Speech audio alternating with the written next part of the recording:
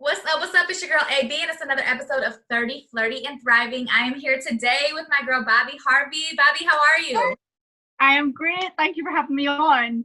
I'm so excited to finally have you on. I've been following you on Instagram for a while. I don't even know how long at this point, but or how I even came to find you. But I fell in love with like your whole image and brand, and your voice was so dope. You recently just dropped a song called "Send Me," right? So I'm Yeah. actually wearing the shirt now. For those who are watching, you can see. These shirts are available, right, for sale? Yeah. Yes. So if you're interested in getting the Send Me shirt, we'll tell you how to later. But yeah, so the song Send Me, I posted it on my Instagram and I had a whole bunch of people DMing me like, oh my God, I love this. Who is she? So that made me so excited. Tell me more about your inspiration for this song, and then we'll get into your history a little bit more later. But for this particular song, it's just got such a soulful, beautiful feel. What inspired you to sing this? You're going to be quite like set back by this because I have always been a person that kind of like wears my heart on my sleeve. And I do it with everything in life. Like if I love something, I love that thing 100%. Even an idea of something, like someone could tell me a story and that story could resonate with me so much that I would like pour it onto a piece of paper and write a song about it. Um, so I actually was like the most random thing happened, but you know those sponsored ads that people post on like Instagram and stuff. Mm-hmm. Well, I had a guy's voice, and I was like, "Whoa, what the hell?" Like I didn't expect it. So I like messaged him, and I was like, "You sound incredible! Like what the hell?" And turns out he was from New Jersey, New York, and like he sent me a voice message, and I was so taken back with the accent. I was like, "I didn't expect this." And next thing is like we had this little like connection. We were bouncing through like messages and stuff, had a few FaceTimes. And since then I was like, right, I'm gonna marry this person. That's it. Like that's my life done now. I think it was like last year around spring. I was in this like get up early at 5 o'clock, write a song and then go work, and then my music's done in the morning. I don't have to worry about it, and it's what I wanted to do first thing done. So I got up and I would start like writing and just pouring out whatever I felt. Um, Although nothing like came of it, it was just like I hadn't had a human connection like that in a long time, and I wanted to kind of just write it out in a piece of paper and see what happens. And then come like Christmas time, I was like, this needs to be heard. So I took it to the studio, and me and Fred, the guy that I just like, he's like my rock when it comes to making music. He's insane. Like he's so left field. He just gets everything that I'm telling him. We sat in the studio and he started to play along, and it was never called Send Me. I was just jamming around with the chorus, and I said a line, and I said, can you carry all my kisses? Send them through the wind. I want to make sure that you don't miss him. And then I was like playing along, and I was like, or you could just send me. Like rather than send everything I have, send me. And it became this kind of like, I was like, I can imagine this like big choir kind of situation, like a lot of harmonies and stuff. And we kind of vibed around that. And I was like, this is it. Like, send me. When we were in there, I almost like shed a tear of how this one little line of like things could turn into this whole emotional, like just heartfelt song that was so soulful, yet had like jazz elements and a bit of R&B. And I just kind of thought the world needs to hear this, and I'm going to release it like I am. So we sat down together, and he was just like, I want to do more. I want to do more. So we added little more things to this song, and then thought, do you know what? We're such we're creative people when it comes to the studio. We don't know what we're doing. We're just like, you know what? Just release whatever we feel. So we just kept rolling with it, and like 5 tracks came out then. And I was like, the world needs to hear this. And rather than sit back and be like, it's not ready to release, it's not ready to release. Lockdown hit, and I was like, it's ready to release. Like it needs to get out there. People are listening to music more often because they're sat and they want to hear what's coming out, because that's one thing that we can do is record music or make music in our homes. Like there's unlimited access to equipment. And I just thought, you know what? This is the perfect opportunity. Like 2020 is, some people say it's not their year, or, you know, 21 needs to happen. I'm just like, no, thrive in this time that we have to do whatever we wanted to do. Whether that's like redecorate your house or make a banger like in your bedroom, like do it. get it out there. Like, this is your opportunity to do everything that you said you want to do but didn't have the time for. So this song is like so special, like so special to me, because like I shed quite a few tears over it and then came back to it and I was like, this is a happy song for me. This is like a song that made me get over the person that I used to be. And since releasing it and having people comment back being like, what the hell, like this is insane, and not knowing anything about like if I was recording or what I was doing, I just kind of like, by the way, I'm dropping a song on my birthday, like happy birthday to me kind of thing. Right. And the comments that I was getting, it was that reaction from people that made me realize how special this was. Like, I already knew how great it was to release music and be able to express yourself pen to paper and then actually create something for people to hear. But having people relate to it and hook to it and say, this made me think about a few things, or, you know, change someone's perspective of something or change someone's thoughts on something, like, it makes a huge difference. And that's why music is like incredibly important. Like you said, no one really even knew that you were working on anything. You kind of just dropped it on your birthday. But you've been doing music for a while, right? You've always been in music.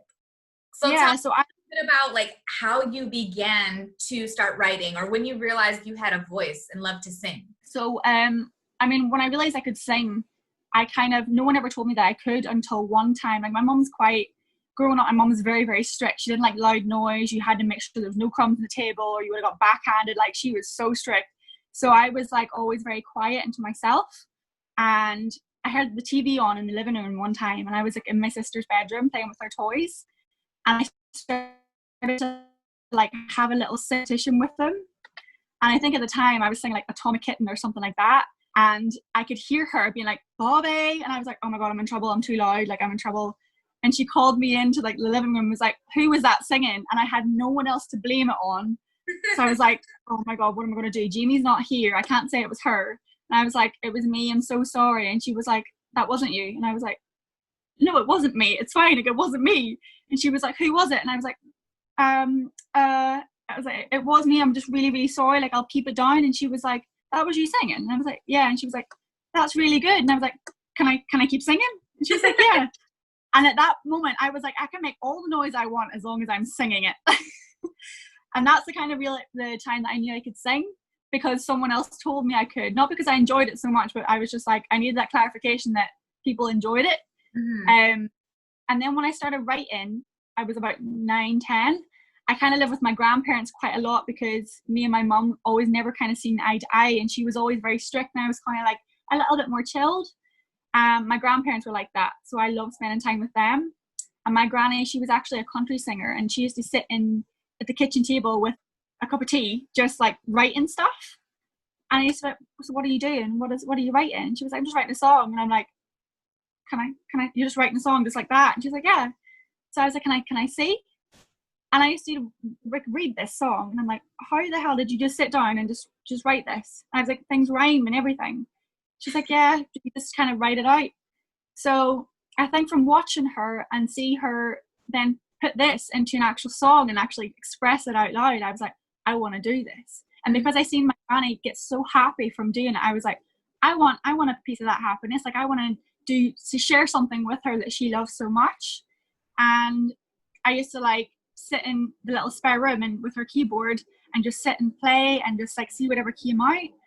And after then I was like, I want to study music. Like, anytime someone says anything to do with music or performing or acting, I was like, I want to do that. Like, I want to do that more than anything. So I just kept studying music and I kept learning about it and kept like watching music videos and things like that. And I just got so hooked on it. I was like, this is what I love to do. Like, more than anything, like, I found what makes me happy. And I kind of just rolled with it from there and just kept writing and expressing myself. So for those listening and watching, they can tell that you obviously have an accent, right? Where are you from? I'm originally from Northern Ireland. So when I say a little town, it is like tiny. You know every single person in this town. And if you don't, your mom knows them and they'll know you. Be like, I watched you grow up. And I'm like, okay, I'm really sorry, but I don't know who you are. And then I moved to London 6 years ago, and I've lived here ever since. But yeah, Northern Ireland, So tiniest little town world. between Ireland and London, I'm sure your musical influences come from all over the world. What are some of your influential artists that you can think of that have inspired you to do music? So I have this like big gap where I love listening to the likes of Sam Cooke or Etta James, and then I'll take this and I'll put it into today's music that comes out. Like, I'm a huge fan of Lucky Day. He's an American singer. He's insane. He came over to London. I was like, I'm there. I'm so there. And this girl called Baby Rose, who is like phenomenal. I think she's based in New York as well. But a lot of UK artists, I only like their acoustic versions because I can hear their tone a lot more.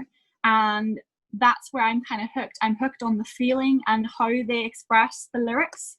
So yeah, you got Cara Marnie, you got Georgia Smith. They're kind of like the two I would bounce between more than anything. And then obviously in America, you've got Baby Rose and Lucky Day. And I kind of blend them with like kind of that old school kind of soul vibe. And see, like, I never really go with one genre. I just kind of, I like this, I like this, I like this. Let's make it like a cake with this here kind of thing, and just express it to the world and see how people like it. It's not really a matter of like, I want people to like this. I'm just like, I hope they do, because it's something that I enjoy doing. Like, regardless if they like it or not, I'm still going to create this because this makes me happy. This is a part of all the puzzles that I've ever looked at, and this is now my game to kind of play with and sew up and put out to the world. So earlier you talked about getting up early in the morning and writing music before you start your work day, going to work. So you have a whole job outside of your passion for music, but you have that dedication to where that's the first thing you commit yourself to in the morning. What is your ultimate goal with this music? Is it to replace your job? Like, is this what you want your profession to be? Is it just to continue to make music that people love? Like, what would you like to see happen out of this? Honestly, I would love to be able to do music full time so I can give more of myself to it, because I work a lot of hours. I work 40 to 50 hours a week. I realized at one point in my life, like, I don't have time. So the only person that can make that is me. So I was like, well, I don't have enough time in my day, so I need to create my day longer or else get up earlier. Because I realized that I'm most energetic when I get up in the morning. But it took a while for me to understand that I need to force myself into getting up early for it to become a habit, to get into my routine. And everyone used to say, I don't know how you get up at 5. I'm like, well, you can do it. You just decide not to. That's not a priority of yours. But I have dreams and I have passions, and I start work at 9. So if I don't get up at 5 a.m. and do my music and express myself, by the time I'm finished work at 9 p.m., and I get home at 10, I'm like, I got bed at 11. Like, I am knackered. I have no creativity then. But then sometimes I'll wake up at like 2 a.m. Like, I need to record a voice note for my 5 a.m. alarm that goes off. I do like some network marketing on the side, or little like side kind of gigs and stuff that kind of add to that. Because I thought, you know what, this is just enough money to pay my rent. I need something to pay my fortune for my future, because I can't live off one income. It's not smart enough. And it's scary because you're so comfortable just doing the same thing every day. And you're just like, yeah, I need to scare myself out of this. Otherwise, I'm going to be trapped in the whole, you go to work 9 to 5 the rest of your life. But it got to the point where I was just like, you know what? Get up, do what you're supposed to do in life, do that passion in the morning, and then go about your day, because your passion is your priority. So make it come first. So I was like, get it done the start of the day, get it up as early as you can to make it happen. I was sitting there like 5 coffees around me the first few weeks. I was like, right, I need caffeinated up to the eyeballs, being like, I will do this.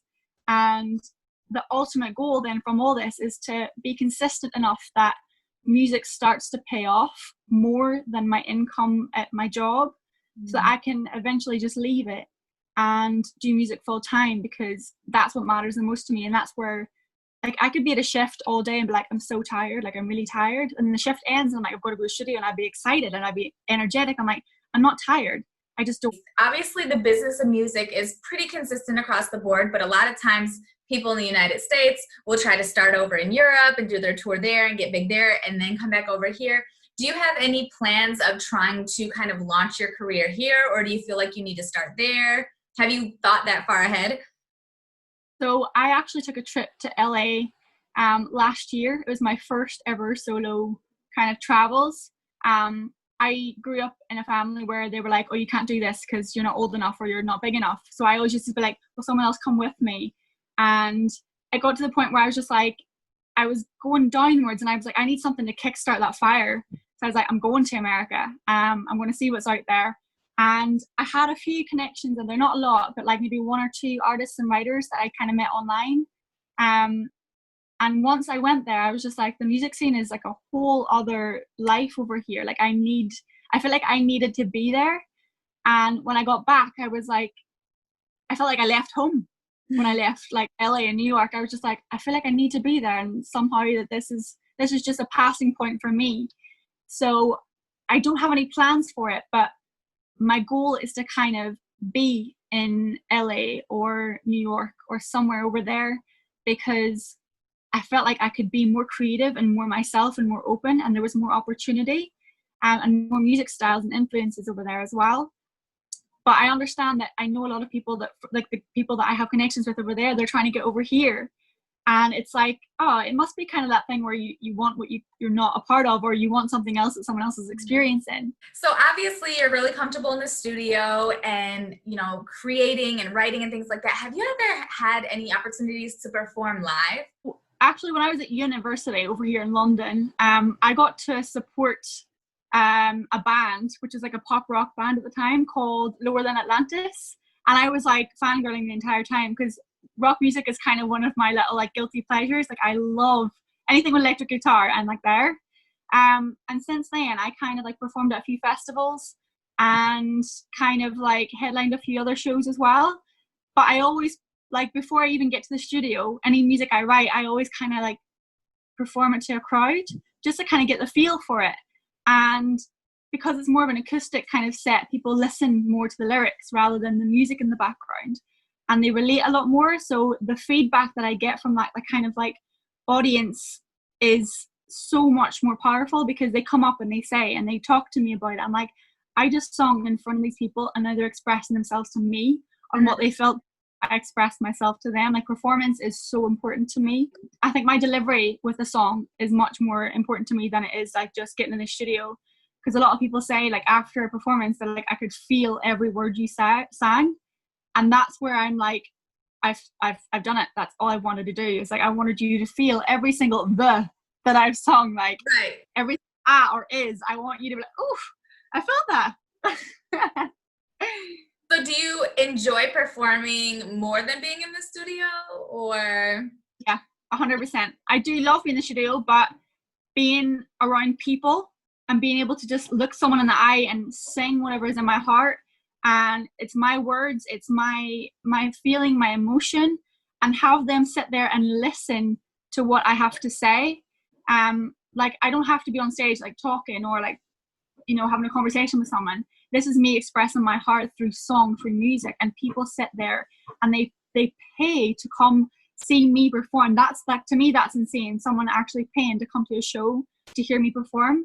And when people do that, and I see the amount of people sitting in front of me or standing in front of me ready to hear what I have to say, that's whenever I'm just like, I'm home. Like this is where I belong. Like that audience connection, and having people then come up and give you that feedback and give you that kind of like, I just want to say thank you. And I'm like, thank me. I'm like, thank you for coming. Like, although I'd happily go to an empty arena and sing, the fact that you've shown up here and all these people here I've included, and you filled the space in front of me for me to actually, you know, pour myself out there, that's so much more important to me than just being in a studio. So now that you have released Send Me and you've got shirts and merchandise to go along with it, do you have more on the horizon? Do you have songs that you want to release that are already recorded? Are you working on an album? Like, what can we expect to hear from you next? So just before lockdown, I finished Send Me and went straight into the next song because of the hype that I was feeling and the love for expressing myself. And I had plans to release music in October time, and then because of lockdown I thought, why not do it now? So the first track, Send Me, came out, and I thought, do you know what, it's going to be a brilliant birthday surprise to me, considering I'm not actually doing anything for it because I have to be isolated. I released it and I thought, do you know what, I've got 5 tracks here that are ready to go. So 5 tracks are actually going to be released before this year ends. The next one is like, oh my God, it's got a feature in it. The guy's called Zach Said. He's insane. It's fun. It's uplifting. It's like you just want to dance in your bedroom to it or take it to the club even. Like, it's so full of life and energy. And then I've got a few others where they are a lot more heartfelt, and it's almost like you can hear them in a movie. Like, you imagine a movie scene when you listen to each of these songs. And that's kind of how I've always kind of written music, like with images in my mind of how they're expressed. Like, if I'm like, right, send me, I've got like these borders and there's like water here and there's America and here's like the UK or Ireland. I'm like, right, send me over here. I want to go this way. When you listen to music and you close your eyes, you see what's happening and you feel a certain way about it. And when I spoke to people as well, they were like, oh, I feel this way about it and I see these images. And I'm just like, this is crazy how people can have like different elements to a song and kind of make it their own vision. And that's like so special. So when each of these tracks come out, I'm so excited to hear what like each person gets to say about it. I'm so excited. I think for a while you had a couple of different videos of you singing on your Instagram, and I went to show someone and I was like, oh, she took them down. I was like, where are they? Yeah, I did like a whole clear out and I was just like, right, do you know what, refresh it. Yeah. So I'm excited to hear more because I listen to Send Me all the time. And like I said, when I posted it, I was so happy that, you know, people I'm friends with, the people I know were like, oh, who is this? And then they downloaded it. And I was just like, see, the fact that people are listening to it, not just in my little bubble, but across the world, like that makes me so happy that other people from different cultures and different areas of life are like, they hear this and they're like, I relate to this. I vibe with this. I'm like, yes, take my music across there. Yes. So let me ask you, what advice would you give to someone who maybe kind of like you has the talent to sing or to rap or just whatever, maybe they're, you know, a painter and they just don't really, they're stuck in that comfortability of like getting up, going to work. Like, what advice would you have to them to actually pour more into their passion? The one thing that kind of like makes me go, like in the morning, if I'm feeling like I don't want to get up this morning, like 5 o'clock, I've been up 5 o'clock the past 2 weeks, like I need a day off. And I'm just like, if I'm 80 years old and I look back on my life and I haven't done the things that I've always said I wanted to do, and I still feel them in the pit of my soul, I'm going to be buried in my grave with all those, oh, I wish I did this. Oh, imagine if I did that. And because I was so comfortable or lazy and felt like maybe I was a bit tired, like I've got all the time to sleep when I'm dead. Like I do not need to sleep now. There's rest. Yeah, you can have rest. But when you have a dream and you have a passion for that inside of you and you're surrounded by people that kind of get up, go to their job, come home, have some dinner, fall asleep, watch a bit of Netflix maybe, and then do the same thing every day. And you get trapped into, well, they're doing that, so maybe it's okay if I sit back and be comfortable with doing the same thing. Then you need to kind of like push yourself out of that space or with those people, because they're going to turn around and be like, oh, I've just been to work and, you know, it was an all right day. Like there's nothing new about it. Like if there's nothing new about your day, if you haven't grown in any way, then get out of whatever level they're on, because you're not going to grow with being surrounded by people that are at that level and don't want to be anywhere else or don't even strive to be anywhere else. Yet they'll say like, oh, it's just not meant to be. Well, no, it can be. You're just not doing anything about it. Like you're not going out of your way to go and succeed. And that can be hard to do. That can be so scary, like pushing yourself out of your comfort zone. Mm-hmm. But only you can do it. Like you can't wait for the right time or the right moment or to meet the right person, because you're going to be waiting the rest of your life. I posted like not in just like with careers, but with anything like relationships or like moving house or like moving country, like anything at all. Unless you put yourself out there, the universe isn't going to give it to you because you're too far back in your little shell. Like they don't even recognize you anymore. Like they can't see you. Mm-hmm. And it's like that give and take kind of thing. Like the universe could be like, well, here's all of the stuff that you're asking me for, but unless you meet me here, you're not going to get it. Like you're sitting back here and I'm like, I can't go no further. You have to do something. And sometimes I see people, or hear some comments being like, oh, I'm too tired, I'll do it tomorrow. And then tomorrow comes and they don't do it. And like, you could have done it then, and you could have felt being like, oh, it's done, like it's out of the way, like let's do that again tomorrow. Get into the habit of it, like do something with your life that, yeah, requires effort and requires you to get up early or requires you to go out of your way, but it's not going to be forever. Like that's not going to be your life forever, but you have to do it now. Otherwise, forever would have passed and you would have looked back and been like, I did have the time, I just didn't make it priority, or I didn't make it a part of my lifestyle. And it gets hard whenever you have these people around you that quit on the same kind of dream that you have as well. Like, well, they can quit, and it puts you back in that comfort space being like, well, they quit, so I can quit too, and that's okay. Like it's okay. Don't make yourself feel comfortable because someone else put themselves back a step. Like you need to get out of your comfort zone and go out and get it. I put a post up on Instagram not that long ago of like a realization thing where I named it Buy Your Own Damn Flowers. And it's like I was in a relationship where I was waiting for, I've never had someone buy me flowers like ever until like recently, but like before I was just like, I just want to get a bouquet of flowers. I don't know what it was, but I just wanted someone to like get me some flowers, like a token of appreciation or something, just randomly. And I was in a relationship for 3 years and never got them. And I was just like, do you know what? I'm waiting for something that's never going to happen. Like the amount of hints that I could give, and it was just never happened. I went to the flower store one day. I bought myself the biggest bouquet of flowers ever, and they sat in my bedroom, and I was filled with so much joy. And I brought myself that happiness. And I was like, what was I doing waiting around for someone else to bring me my happiness when I can so easily do it myself? Stop waiting for someone else to provide it for you when you can so easily do it yourself. Like you can put that smile. Amen, girl. You're like, I'm like, the flowers thing is something so simple, but I learned this a few years ago. I buy myself flowers every Sunday and I put them in either on my kitchen table or in my living room. I have some in my office, like, but just the fresh flowers being in the house, like you said, you look at it and it just brings you that sense of happiness. You don't have to wait for anyone to do it for you. It's something that you can do for yourself. And I think you're right. It applies to so many areas of your life. Like stop waiting for others to bring you this happiness, to fulfill you, when you can indeed get it yourself. You can buy your own flowers. You can create your own happiness. You can give yourself that feeling that you're searching for. You've got to figure out how to do it, and you've got to put in the work. Get up at 5 a.m. if you have to.